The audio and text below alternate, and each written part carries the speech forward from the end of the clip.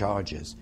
And I'd heard of this letter, and years later, when we went to Moscow, I was given the files of my father at the FSB, the hereditary of the KGB archives in Moscow, and there was the letter to Stalin signed by these people. So didn't help, of course.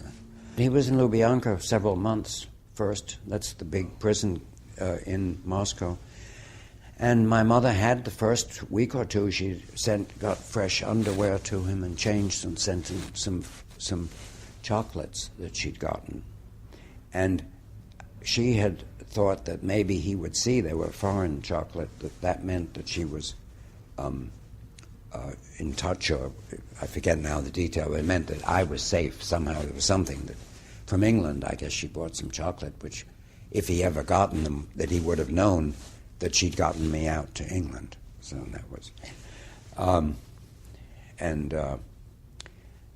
when I visited the place where he was executed, of course, what went through my mind, how could he have ever imagined that his son one day would come to see that?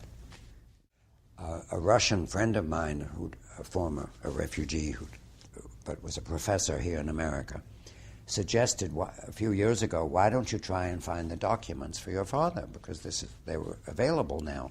And I said, yes, please, if you can. And he went, and he went to the archives of the KGB, FSB, and there are files, hundreds of thousands of files, and there was the file of my father, which had all this information, and it said later that he'd been arrested because he was a Trotskyist and that. And we went then, from that followed that they said there were more documents in Ukhtar. Ukhtar was the provincial capital of the state of Komi. Komi is an enormous state in European Russia, just to the west of the Urals, as larger than France, where many of the camps were. And we went then later and found the other documents. In fact, I should say first, we wrote them and they were sent through the Russian embassy to us. Whatever, those days are over, I think. And with that information, we went up to Vorkuta, where he died. And this was only possible because of Memorial, the wonderful group in Russia that researches in the past cases and fights today for human rights inside Russia. And the representatives of Memorial in Ukhtar and in Vorkuta took us. And in Vorkuta we learned that he had been executed, my father, at the Brick Quarry, it was called. This place, the Brick Quarry, Brick, B-R-I-C-K, was mentioned in Solzhenitsyn's book, The Gulag Archipelago, as a place where 2,000 or 3,000 men and women were executed, but nobody knew where it was. After my visit, the people in Memorial started researching, and they found where it had been. It was a number of miles outside of Vorkuta. And they went once, and then when I arrived, we hiked there a second time. And one can tell where there's been human activity because the vegetation is different. The tundra, or taiga, which mix them, has a certain flat vegetation. Where there have been buildings and stuff, it's different vegetation. And they knew more or less where it was. And so this place was discovered finally where it was by the Memorial, who then took me out there. And this is in this little video of on Reason.tv. And we found most interesting was that my father had been one of 3 leaders of a hunger strike in the camps. And he had been condemned to solitary confinement for 3 months, which was hell in itself, and then executed, among others. 17 were executed from the whole camp, and there were 3. He had been one of the leaders of a hunger strike in the camps. And when I went there, my first thought, I guess we all think this way, would I rather die from a firing squad, which, well, it was a machine gun. They gunned them down in groups of 40 by machine gun fire. or have died of hunger and cold. And I thought, well, I'd take the machine gun any day. I don't think one understands, especially here in America, how does one know the cold and being hungry and cold is what misery. And that was John Utley discussing the escape. So, and he was talking about his father, who was a communist. Now, communism in theory is a wonderful idea. But if you see the results of pure communism, you will change your tune. Now, a number of countries have socialist democrats in power, as did Germany before the advent of the Nazis and all the horrible things that came with it. I talk about this because of the debate that happened tonight, where they had sincere questions about terrorism and homeland security, things that truly do matter. And I think they're worth discussing. Now, later, as we listen to snippets of the debate that happened tonight, I'll be happy to read aloud some of the chat from the chat room. Anything else that you might be expecting to be discussed will happen at the end of the podcast. We're going to go through this because this is what I had planned on to do.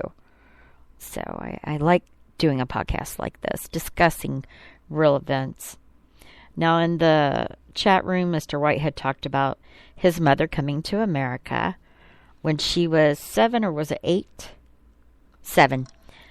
That she had been from Dresden. Dresden was completely destroyed in World War II by us, by the way. We bombed it. We bombed Berlin, and Russia did as well, bomb Berlin. And if you remember, Berlin at one point in the 1920s was the Vegas of the entire world. It was hedonistic. One street alone, they had hunchbacks and cripples working as prostitutes because people were hungry. It was after the First World War, and the sanctions imposed by the victors were almost next to impossible, especially with it was just a bad situation. And France had a lot to do with the advent of World War II. So I think we need to look at what's really happening in France, why this massacre has occurred, and what the candidates, at least the Democrat candidates, decide to do if such a thing happened under their watch.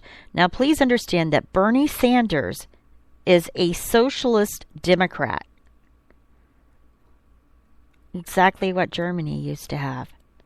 Do you see where I'm going here? I'm wondering if we should go down this road.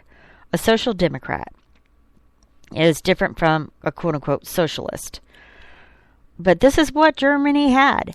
And remember, the socialist democrat that they had in Germany could not get things done or delivered.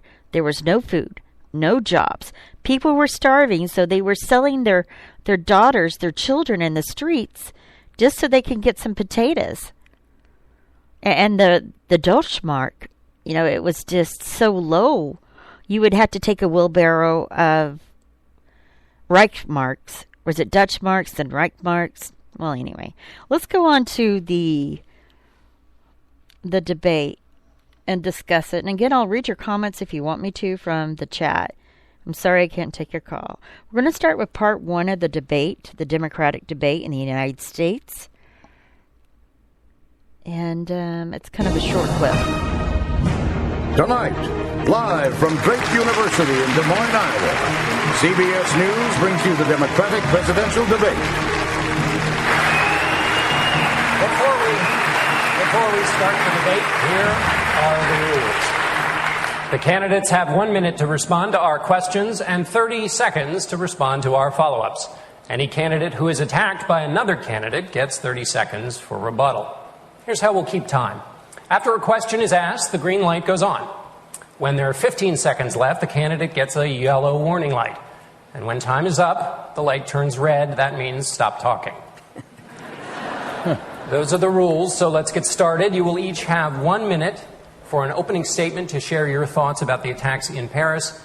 and lay out your vision for America. First, Senator Sanders.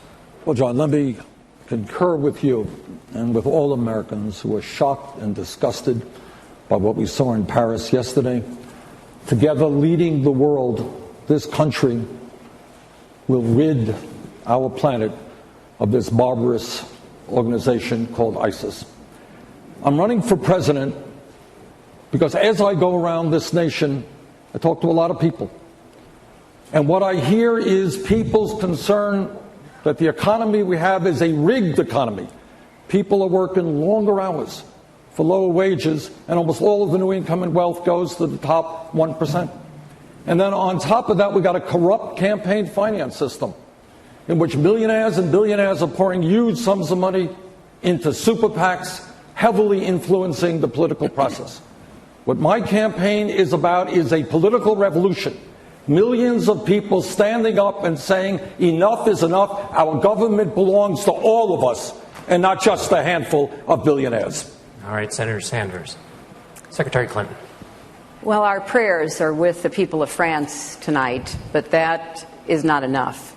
We need to have a resolve that will bring the world together to root out the kind of radical jihadist ideology that motivates organizations like ISIS, a barbaric, ruthless, violent, jihadist terrorist group. This election is not only about electing a president, it's also about choosing our next commander-in-chief. And I will be laying out in detail what I think we need to do with our friends and allies in Europe and elsewhere to do a better job of coordinating efforts against the scourge of terrorism. Our country deserves no less because all of the other issues we want to deal with depend upon us being secure and strong. Governor O'Malley.